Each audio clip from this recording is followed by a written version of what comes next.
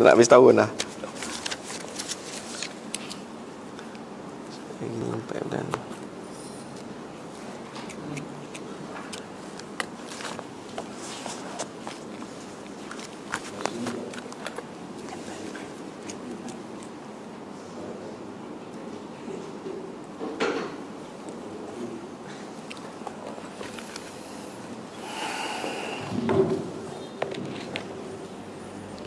Astaghfirullahalazim, astaghfirullahalazim, astaghfirullahalazim, astaghfirullahalazim, astaghfirullahalazim, astaghfirullahalazim, astaghfirullahalazim, astaghfirullahalazim. Innallaha ghafurur rahim. Ya haddatin nabi sayyidina Mustafa wa arwahi jami'il muslimin wal muslimat wal mu'minin wal mu'minat al ahya wal amwat lillahi Fatihah. أعوذ بالله من الشيطان الرجيم بسم الله الرحمن الرحيم الحمد لله رب العالمين الرحمن الرحيم مالك يوم الدين إياك نعبد وإياك نستعين اهدنا الصراط المستقيم صراط الذين أنعمت عليهم غير المغضوب عليهم ولا الضالين آمين بسم الله الرحمن الرحيم Alhamdulillah Rabbil Alamin Wabihi nasta'in ala muriduna wa din wassalatu wassalamu ala syarafil mursalin wa ala alihi wa sahbihi ajma'in. Subhanaka la ilma lana illa ma'alamtana innaka antal alimul hakim wa la hawla wa la quwwata illa billahil aliyyil azim. Rabbi shrah li sadri wa yassir amri wa hlul min lisani yafqahu qawli. Allahumma yassir wa la tu'assir wa tamim bil khair, amma ba'd. Bismillahirrahmanirrahim. Saya hormati Tuan Pengusi, Tuan Imam, Tuan Bilal, sahabat daripada Imarah, Tuan-tuan Haji, Puan Hajah, sidang jemaah muslimin muslimat. Assalamualaikum warahmatullahi wabarakatuh. Alhamdulillah, Alhamdulillah, Alhamdulillah, segala puji bagi Allah Subhanahu wa taala. Selama-lamanya puji-pujian hanya layak bagi Allah Subhanahu wa taala. Selawat dan salam ke atas Nabi besar junjungan Muhammad sallallahu alaihi wasallam. Hari ini, malam ni, akhirnya kita dapat jumpa lagi. Alhamdulillah.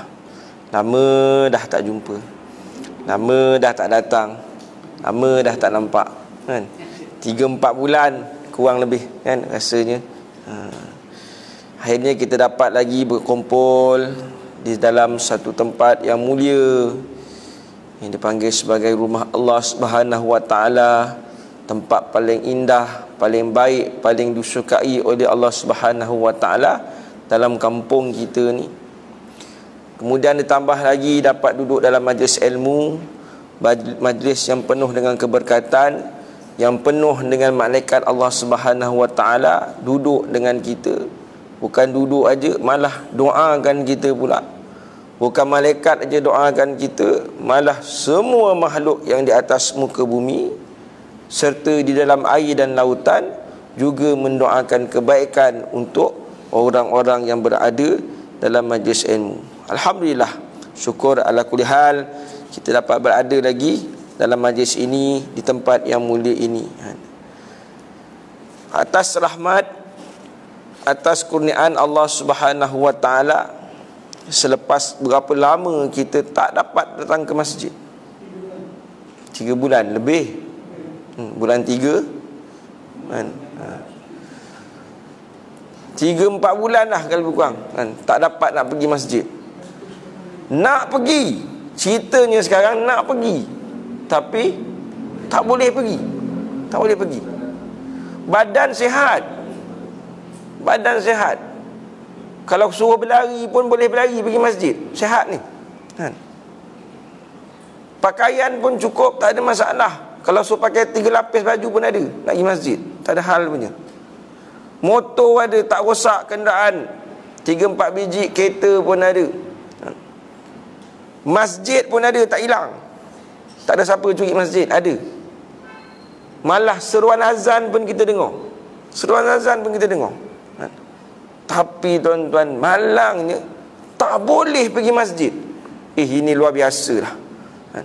Barangkali kita tak pernah terfikir benda ni. Tak pernah terfikir. Tak boleh pergi masjid. Biasanya tak nak pergi masjid. Ini tak boleh pergi masjid.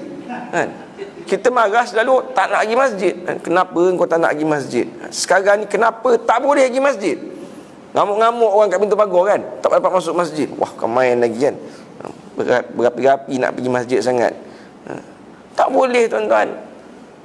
Kita tak pernah terfikir benda-benda ni kan. Barangkali tuan-tuan yang lebih lama hidup ni pun rasanya belum merasa pengalaman yang macam ni. Pengalaman tak boleh pergi masjid. Pergilah nak try. Silap bulan naik lori yang. Tapi beruntunglah ada orang yang dibolehkan. Dia ada lesen besar. Dia ada 3 orang je boleh. Pak Imam, Bilal dengan Uja. Ini untunglah tuan-tuan kan. Kadang-kadang kita pun cemburu tengok dia.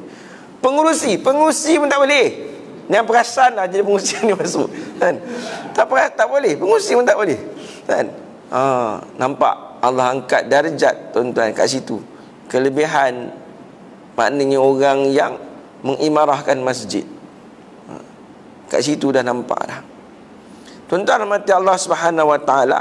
Tapi tuan-tuan, rupa-rupanya ada satu lagi golongan yang juga beruntung. Orang ni dia tak dapat pergi masjid, sama kan?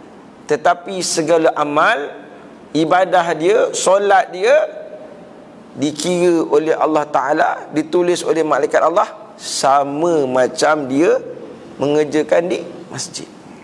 Siapa ni tuan-tuan? Orang yang istiqamah, orang yang konsisten, kata Jawa. Cakap Arab barangkali tak apa pandai kan. Tak ramai Arab kampung tengah ni kan. Konsisten. Belum PKP, belum corona ni pun dia memang dah tabiat dia pergi masjid kan. Zuhur, Asar, Maghrib, Isyak, Subuh dia ni memang tepat. Memang tempat dia kat masjid. Permanent dah, senang cakap kan. Tetap dia ke masjid. Orang macam ni tuan-tuan, kata Nabi SAW, Allah perintahkan malaikat tulis solat dia, tulis amal ibadah dia sama macam dia buat di masjid. Ni hebat orang yang beristiqamah pada ibadah tuan-tuan. Dan saya yakin tuan-tuan semua ni adalah dari kalangan orang istiqamah. Orang istiqamah di masjid, insya-Allah tuan-tuan. Tuan-tuan rahmati Allah Subhanahu Wa Taala. Apa pesan Nabi SAW? Kita selalu, ini hadis yang biasa kita dengar pada asatizah cerita selalu. Kata Nabi, sesiapa yang mendengar seruan azan tetapi dia tak pergi solat berjemaah, maka kata Nabi SAW, tak ada solat bagi dia. Tak ada solat. Ulama mentafsirkan tak ada solat ni apa? Tak sempurna. Tak sempurna. Solat tapi markah tak penuh. Ni tadi. Dengar azan tapi tak pergi, maka markah dia tak penuh. Solat dia tak sempurna. Tapi Nabi SAW menyambung lagi dengan hadis yang sama, kecuali dengan keuzuran. Uzur baru kita mendapat rukhsah, keringanan tak pergi masjid berjemaah tuan-tuan. Ini menunjukkan berat sebenarnya datang solat berjemaah ni. Nabi memberatkan kita supaya berjemaah. Kau tak nak pergi boleh, tapi uzur baru tak boleh pergi.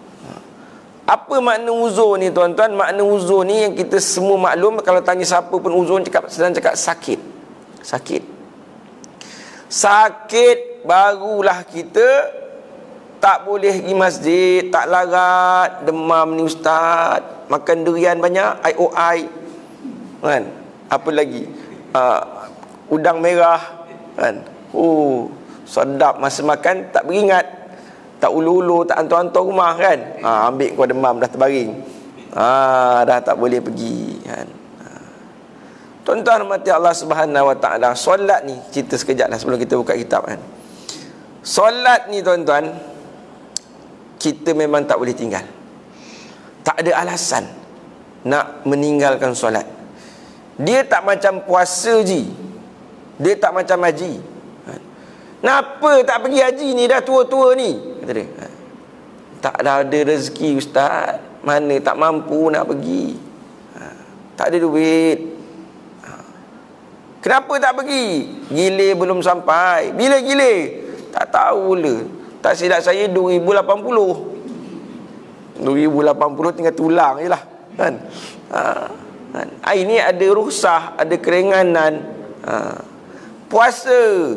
Puasa boleh lagi. Kenapa tak puasa? Musafir. Kan? Kenapa tak puasa? Tak sihat. Kan? Demam, kena makan ubat. Solat, kenapa tak solat? Demam. Boleh? Tak boleh. Tak boleh, tak ada. Langsung tak ada keringanan pada solat. Tak boleh berdiri, kita disuruh duduk. Tak boleh duduk, sandar. Tuan-tuan jangan menyandar duduk, tuan-tuan Sandar dengan duduk sembahyang tak sama. Dia dua benda perkara yang berbeza. Jangan saya kata duduk, sandar. Sedap ke sembahyang, nyandar kan. Duduk dengan nyandar perkara yang beza kan. Tak mampu duduk baru boleh bersandar tadi. Jangan bersendar.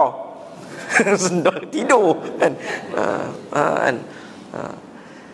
Tak boleh mengiring, tak boleh baring kan. Tak boleh ustaz, saya baring pun tak tahu badan ni kan. Bisa sangat baring pun tak boleh bergerak rasanya kan. Tak boleh pakai mata, pakai mata. Mata pun tak boleh. Mata ni pijau rasa terbuka gitu berair pun tak boleh kan? Tak boleh hati. Hati pun tak boleh, hati saya kotor ni kan. Dulu muda banyak sokok hati kotor kata dia kan. Tak boleh sembahyang dengan hati, tak boleh. Kalau hati pun tak boleh sembahyang, matilah kau. Kan? Matilah kau sana kan. Betul cerita dia. Ini sembahyang, tuan-tuan, tak ada keringanan pada solat. Hari ni beza orang kita kak. Beza orang kita hari ni kan. Mengajar anak terbalik kod, terbalik bokong kata orang kita. Apa yang terbaliknya? Puasa yang bermati-matian dia suruh. Perasan tak tuan-tuan? Puasa yang dia ajar bermati-matian. Abang kalau tak puasa, ayah tak bagi duit raya. Abang kalau tak pernah puasa, abang tak dapat hadiah, tak dapat kasut raya. Budak tu lembik-lembik tuan-tuan. Lembik-lembik, demam tak larat ni, nak puasa juga. Kenapa ni demam nak puasa juga? Ayah kata nanti tak dapat duit raya tu. Sian budak tu. Nak buka tak puasa, duduk depan ayam kita dulu kan. Saya dulu macam tu kan. Tak puasa duduk luar sana, duduk depan ayam kata tu. Aduh wai. Kan. Tuan-tuan, ni salah ke? Kan? Tak salah, cuma tak berapa betul. Yang betulnya apa? Yang betulnya semayang dulu. Sebab semayang yang Nabi suruh, ajarlah anak kamu semayang seawal umur 7 tahun. 7 tahun.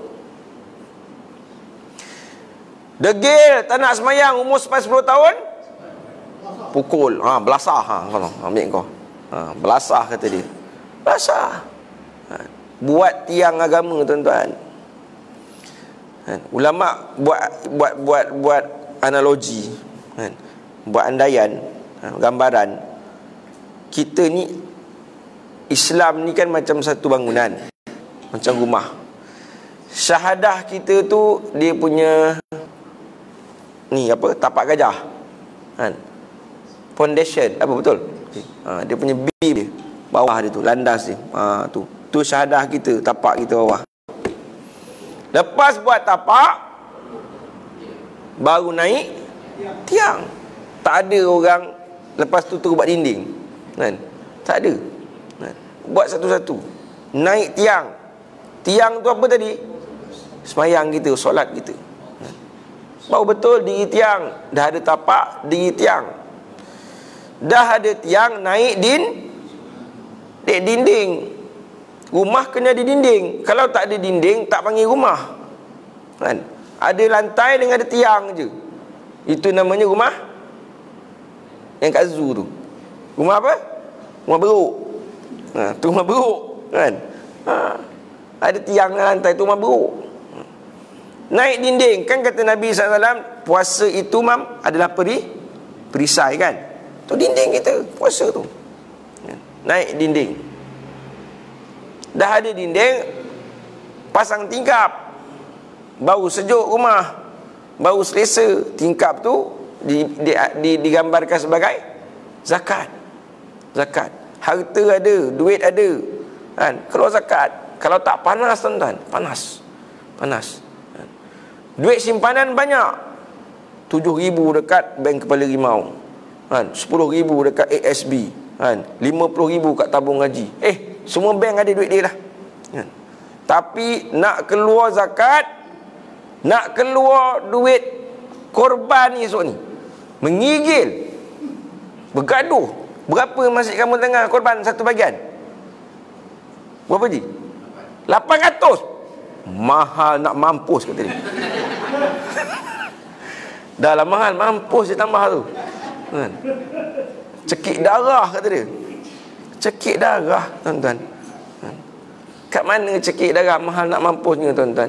Tuan-tuan, lebih kurang 700, 800 tu, saya ada buat kira itu hari. Satu hari 2-3 ringgit je. Setahun tu kalau kita darab dengan 800 tu, kita bagi pada setahun, satu hari lebih kurang 3 ringgit je, tak sampai 3 ringgit. Tanda kita bersyukur kepada Allah. Nampak? Yang kita berkira sangat, bergaduh-gaduh sangat, apa tu tempat lain murah je, kan? Tempat lain baru 500, kan? Tu kat Kemoja 300 saja. Tuan-tuan, boleh nak lembu murah, boleh tak? Boleh, tak ada masalah, kan? Tapi orang kita ni kan datang lembu yang murah sekarang pun dia marah juga. Apa ni, lembu ke kambing kata dia? Kurusnya macam mak gian kata dia, kan? Tulang aja nampak. Cekik darah betul masjid ni kata dia. Pun salah juga. Mahal salah, murah salah, kan? Inilah kita, kan? Allahu Rabbi, tuan-tuan. Dah lah, kan? Ala kulli hal, tuan-tuan, ini adalah satu daripada ujian, peringatan daripada Allah Subhanahu Wa Taala, kan? Yang mana Allah hantar satu peringatan halus saja, lembut saja. Allah tak hantar ribut, Allah tak hantar taufan, petir, gempa, api, tak ada. Kalau umat dahulu, Allahu Akbar, kan? Terbelah langit keluar api, guntur gunung, angin sejuk datang beku jadi batu. Takut tengok azab Allah pada umat-umat dahulu, peringatan pada mereka. Tapi kita ni untung, umat Muhammad sallallahu alaihi wasallam, Nabi doakan kita, ya Allah, kan? Jangan balas umat aku kat dunia, selamatkan mereka, kan? Allah hantar apa? Satu makhluk yang halus saja, kecil je. Kecil mana? Besar nyamuk? Tak, kecil lagi. Nyamuk nampak. Semut? Tak, kecil lagi. Besar habuk? Tak, kecil lagi. Besar debu? Tak, kecil lagi. Kuman nak banding dengan kita berapa juta kali ganda, kan? Satu makhluk yang halus sebagai peringatan pada kita. Habis ji, tombang. Mana dia kuasa-kuasa dunia? Mana negara yang mengelarkan diri mereka sebagai polis dunia, yang mengelarkan mereka sebagai kuasa ketenteraan, teknologi, bertamadun? Mana? Habis, tuan-tuan. Habis. Mereka je dah 120,000 orang mati, tuan-tuan. Beratus ribu lagi sedang menunggu giliran, telah dijangkiti. Mana negara yang mengelar diri mereka sebagai naga ekonomi, naga Asia? Habis. Yang mengelar diri mereka kuasa nuklear, Tehran, India, habis. Semua tu 100,000, Rusia 100,000 semua. Allahu Akbar. Ini peringatan lembut daripada Allah. Untunglah kita ni, negara-negara kecil ni nampak macam kurang sikit lah. Utamanya negara kita Malaysia ni, agak luar biasa. Agak luar biasa kadar penurunan dia, agak luar biasa. Saya tak tahulah, wallahu alam, tapi fikir-fikir saya lah, kan? Agak-agak saya lah, barangkali ini adalah kesan daripada apa? Sedekah. Sedekah agak saya. Sebab dalam bulan PKP yang lepas, tuan-tuan, kalau tuan-tuan pernah terbaca dalam internet, Google, dia ada satu artikel, dia buat kajian, rakyat Malaysia memberi tips kepada Grab. Budak-budak yang hantar makan tu kan, harga dia RM10, dia bagi RM12. Harga dia RM11, bagi RM16 kan. Budak tu aja sepanjang PKP, rakyat Malaysia dah bagi dia tip beratus-ribu pada mereka. Itu aja. Malah tuan-tuan, kita tengok mana-mana pelusuk kampung pun, kita tengok masyarakat saling membantu, saling menolong. Masjid kampung saya, alhamdulillah, jawatankuasa yang baru ni tuan-tuan, kata bendahari, lebih RM50,000 telah dibelanjakan sepanjang PKP. Daripada sumbangan orang ramai serta duit masjid, lebih RM50,000 kan? Bantuan makanan, bantuan kewangan, bayarkan sewa rumah apa kan, tuan-tuan. Ini agak saya, dan saya yakin masjid tuan-tuan juga tak kurang hebatnya. Tak kurang hebatnya. Mana-mana pergi masjid surau, orang kaya, orang senang pun, mereka sangat membantu, sangat bantu. Inilah barangkali yang dikatakan menjadi ubat kepada penyakit. Allah membuktikan daripada pesanan Nabi kita sallallahu alaihi wasallam, sedekah itu sebagai ubat. Habis tuan-tuan, tak naik PKP, tak naik COVID kan, tak membiak pun COVID kan. Agak luar biasa. Kalau nak banding doktor kita dengan doktor Amerika, agak-agak mana pandai. Kan kita sibuk nak berubat. Kalau berubat je, orang kaya nak berubat kat mana? Hantar mereka kan. Berubat je hantar mana? Oh, hantar China, sana doktor bagus, pandai. India kan doktor pandai bagus-bagus. Tapi kenapa sana banyak yang ramai mati, sini tak ada? Jadi sebenarnya doktor mana yang pandai sebenarnya ni? Malaysia lah. Kita yang sibuk nak gantung sana, rupanya dah silap teori kita selama ni tuan-tuan.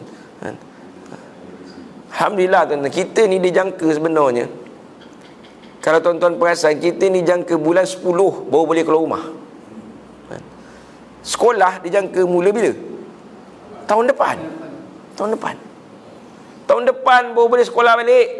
Bulan 10 baru boleh pergi ngeteh, keluar rumah.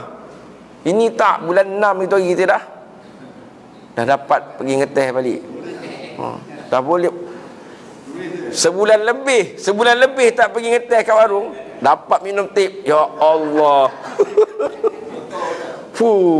Lepas kepala ringan tu. Lama tak pergi warung kan. Betul tuan-tuan kan? Leganya kan. Menggigil nampak warung kan tuan-tuan kan? Tapi alhamdulillah lah tuan-tuan.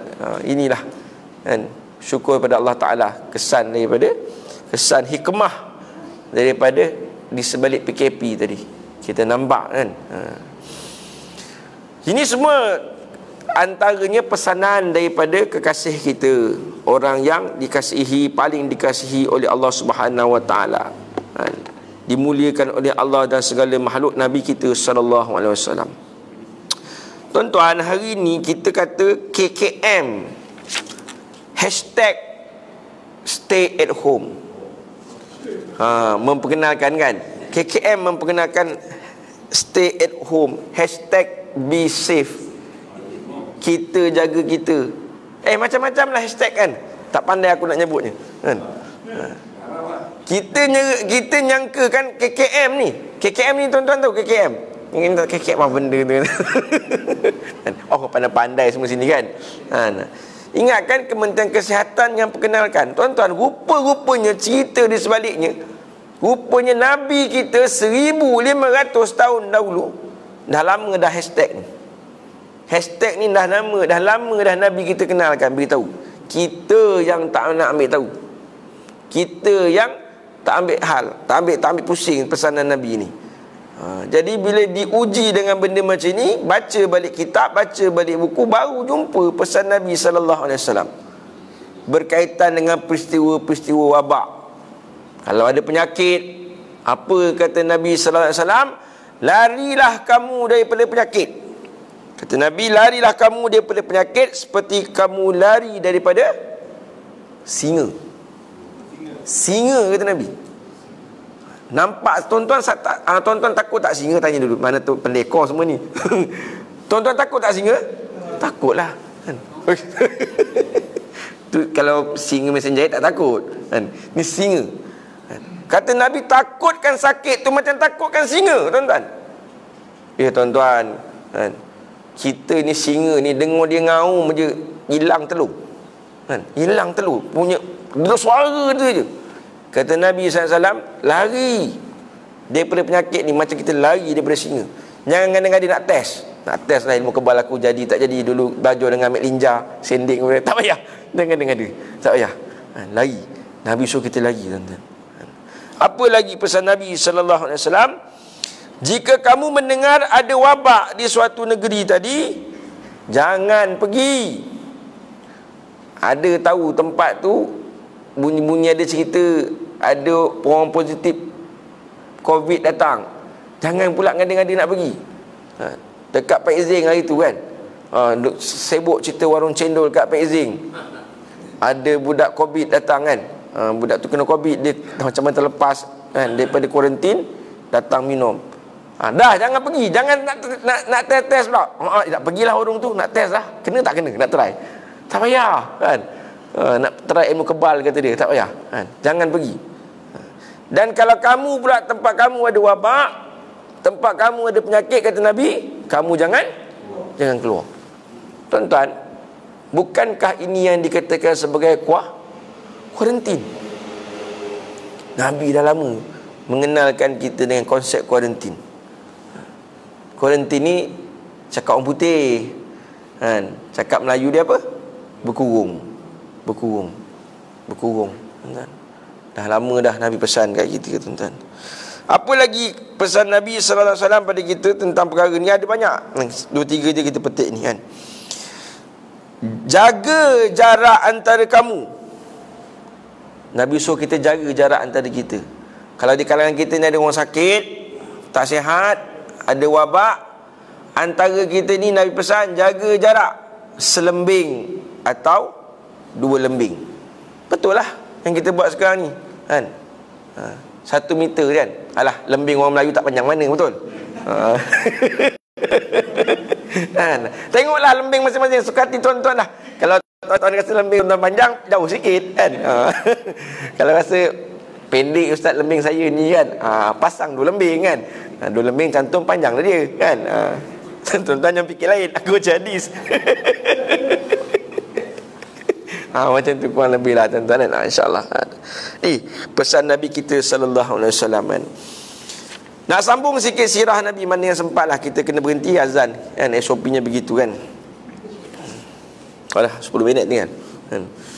Tentang Nabi SAW, satu orang Nabi yang digelar sebagai Sayyidul Mursalin. Nabi ramai. Nabi ada 124,313 jadi Rasul, 25 orang yang ulul azmi kan? Kemudian 2 orang yang mendapat gelaran Khalilullah kan? Bapa saudara atuk dia kan, atuk dia Sayyidina Ibrahim dan Nabi sallallahu alaihi wasallam Khalilullah, Habibullah.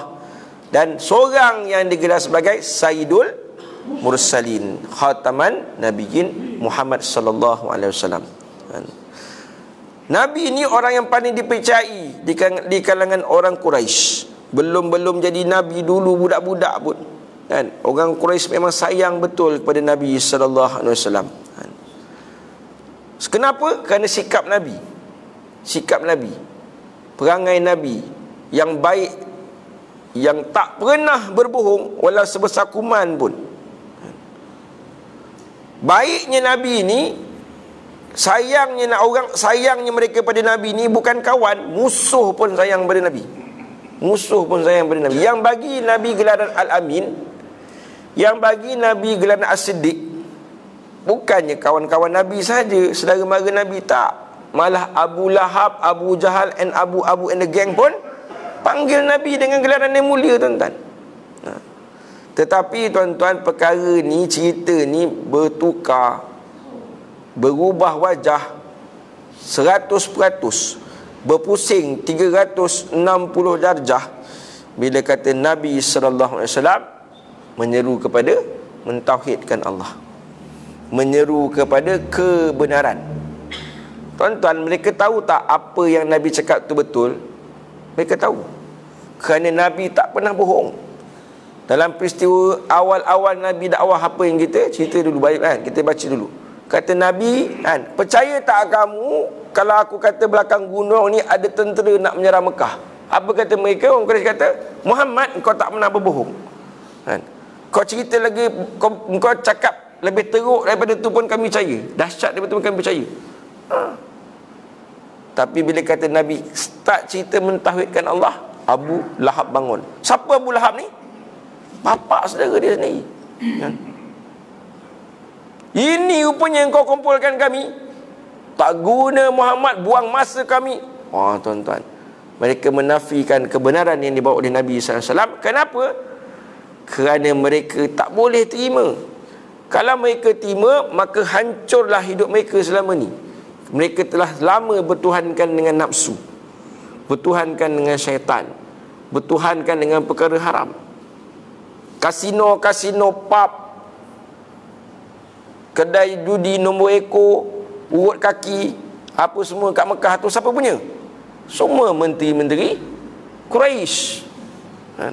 Kalau mereka terima apa yang Nabi SAW bawa, tutuplah pub dia, kasino dia, kedai nombor ekor dia, kan, masaj kaki apa semua tu tutup kan.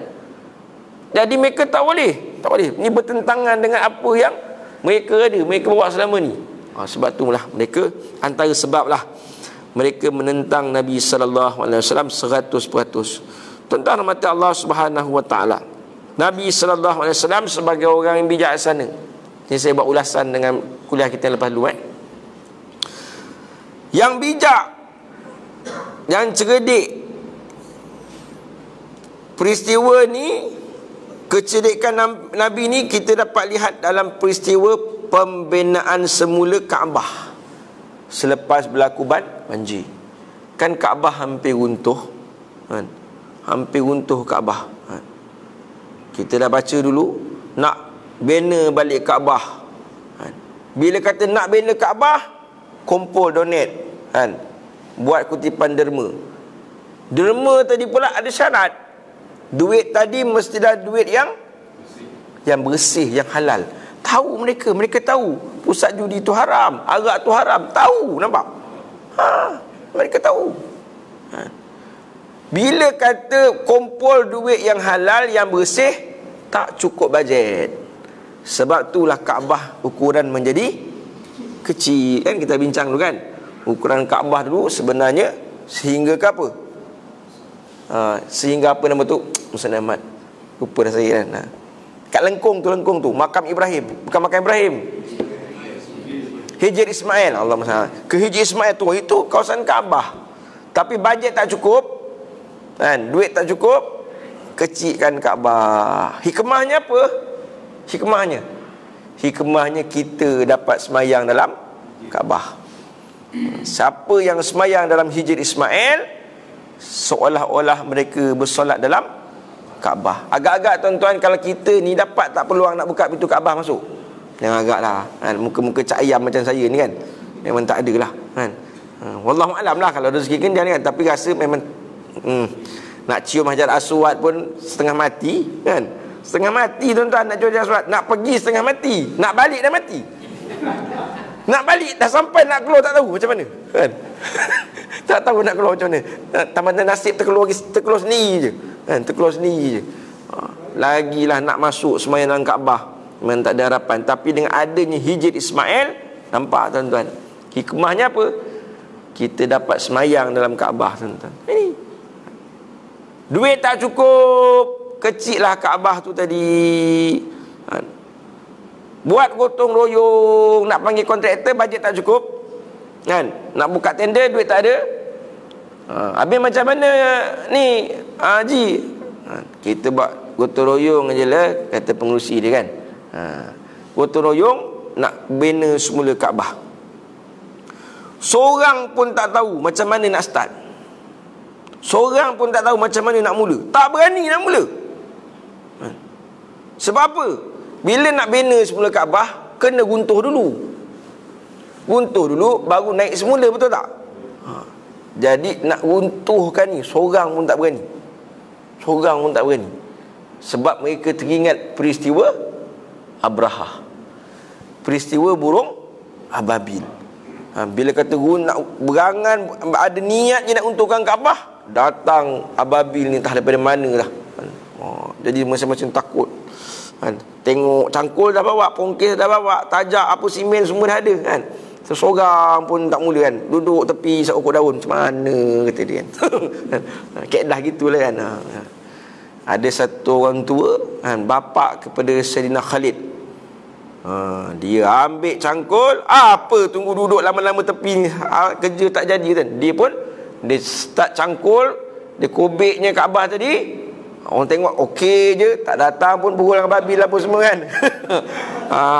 Barulah mereka sama-sama bergotong royong bina semula Kaabah tadi. Sampai akhirnya nak letak pula Hajar al-Aswad. Hajar al-Aswad. Hajar al-Aswad ni batu daripada syurga. Batu daripada syurga. Allah bagi, hantar kat dunia hadiah kepada umat manusia ni. Ada satu lagi batu daripada syurga. Ingat tak tuan-tuan, saya cerita dulu. Apa dia? Ustaz tak ingat pun. Mak tak berkat aku itu. Satu Hajar Aswad, satu lagi dia dekat je dekat Kaabah tu apa dia? Batu apa? Makam Ibrahim. Makam Ibrahim. Tu tempat Nabi Ibrahim berdiri tu. Kan ada macam kecil tepi ada makam dalam tu ada batu. Batu tu tempat pijak Nabi Ibrahim. Nabi Ibrahim dia buat kerja naik-naik ke atas tu semua. Zaman dulu mana ada staging kan? Mana ada staging je kan? Jadi Allah hantar seketul batu daripada syurga. Batu tu dia macam lift. Turun naik cing. Hebat. Dia mukjizat lah kan. Batu pun juga batu syurga kan. Tuan-tuan rahmati Allah Subhanahu Wa Taala, sejarah merekodkan, saya baca sejarah dulu. Saya betul cerita sejarah dulu. Sejarah merekodkan Hajar al-Aswad ni tuan-tuan pernah dicuri. Pernah dicuri. Kena curi. Siapa yang curi? Syiah Ismailiyah. Syiah pernah curi Hajar al-Aswad. Dia gembat ni. Dia bawa balik Iran, dia nak buat Kaabah dia kat sana. Gila namanya. Selama 22 tahun Kaabah tak ada Hajar Aswad. Daripada 3 tahun 317 Hijrah kan, hingga 339 Hijrah, Hajar Aswad hilang, tak ada. Tak ada. Kena gembat dengan orang Syiah. Dalam peristiwa tersebut, sejarah mencatatkan 30 orang jemaah haji terkorban dalam peristiwa tu. Mati, berperang. 30 orang jemaah haji terkorban. Dan bila kata dia pulangkan balik, tadi Hajar Aswad ni dah pecah 3 kan? Sorry pecah 3 tu masih terbakar. Tu mula-mula Kaabah pernah terbakar. Lepas tu pecah 3. Pecah 3 ikat dengan perak. Kerajaan khalifah ikat pula dengan perak. Keliling tu kan perak tu, diikat dengan perak silver kan. Lepas tu kena curi dengan orang Syiah selama 22 tahun. Pulang balik dah tinggal 15 sepihan aja. Dah jadi batu kecil-kecil 15 kepih je kan. Dan sampai hari ni diberitahu, diceritakan tinggal 8 biji ataupun 8 serpihan Hajar Aswad yang tinggal pada kita ini. Tapi tuan-tuan, ini cerita Hajar Aswad lah kan. Tuan-tuan semua barangkali ramai yang ada pengalaman dah cium Hajar Aswad kan. Yang cium Hajar Aswad ni bukan beratus, bukan beribu, bukan puluh ribu, ratus ribu, juta yang cium kalau musim haji, betul tak? Tetapi yang menjadi peliknya saya sampai hari ni, bila kata dapat cium Hajar Aswad, langsung macam tak ada benda lah, macam air liur ke, busuk ke, lendir ke, tak ada. Subhanallah, tuan-tuan. Allah Akbar. Betul lah yang dikatakan hadiah daripada Allah Ta'ala pada umat manusia, khususnya umat Muhammad, kan? Ni batu daripada syurga Allah Subhanahu Wa Ta'ala. Okey, tak habis itu tadi, kan? Jadi bila kata nak letak Hajar Aswad, dah bergaduh pula, kan? Siapa yang layak letak ni? Bergaduh, kan?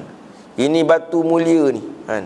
Masing-masing mengaku mereka lebih berhak meletakkan Hajar Aswad ke tempat dia. Dan akhirnya mereka buat keputusan, kita perang, lawan, gaduh, siapa menang, dia yang pergi letak. Tuan-tuan, macam tu sekali, kan? Gaduh, orang Arab ni kaki gaduh aja, kan? Tapi ada satu orang tu, pakcik tu dia kata jangan gaduh-gaduh, gini je lah, kita lantik satu orang hakim. Macam mana lantik? Besok kita tengok siapa yang mula-mula masuk ke dalam masjid ni, ke dalam kawasan Kaabah ni. Siapa yang mula-mula masuk, dialah yang kita lantik menjadi hakim besok. Tuan-tuan mata Allah Subhanahu Wa Taala, besok pagi-paginya nak jadi cerita yang masuk mula-mula pagi itu adalah Nabi kita sallallahu alaihi wasallam. Mana nota saya tu? Saya ada catat daripada kitab tadi nama pintu tu. Dia pintu 26. Pintu 26 nama Babu Syaibah. Babu Syaibah nama dia. Pintu Syaibah. Pintu nombor 26. Kalau sekarang ni pintu 26. Pintu 26 ni tuan-tuan, kalau kita masuk, dia dekat, kalau tuan-tuan masuk, dia kena jumpa tempat sa'i dulu. Kan? Masuk turun tempat sa'i dulu. Babu Salam belakang lagi, kan? Babu Syaibah masuk Nabi SAW. Maka mereka kata, kalau inilah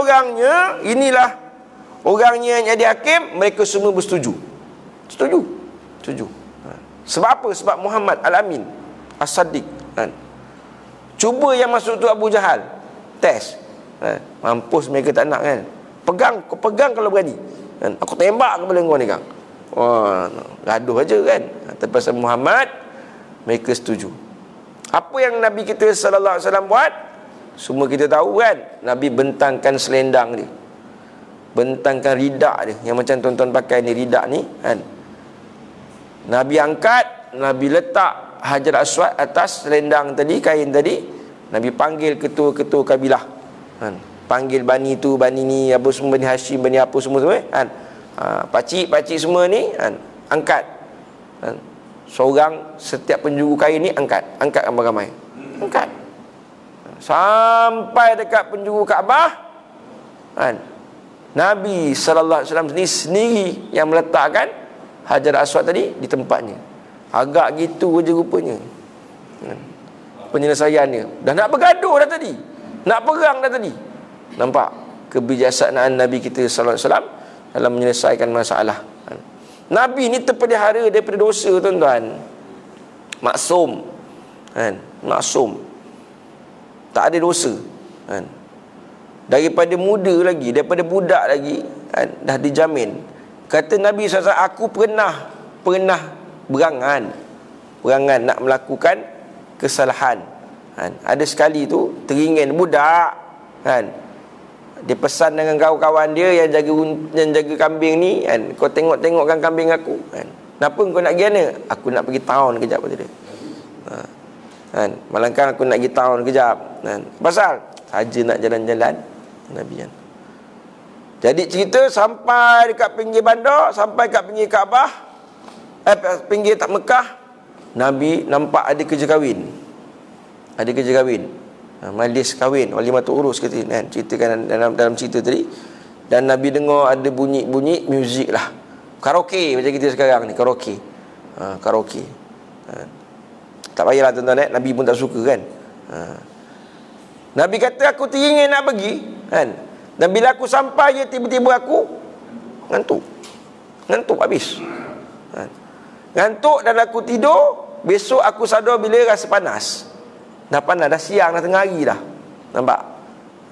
Allah selamat lindung Nabi kita daripada lakukan dosa. Ada 2 kali. Sekali lagi pun sama lebih kurang cerita, janji dengan kawan-kawan, ngam je kan.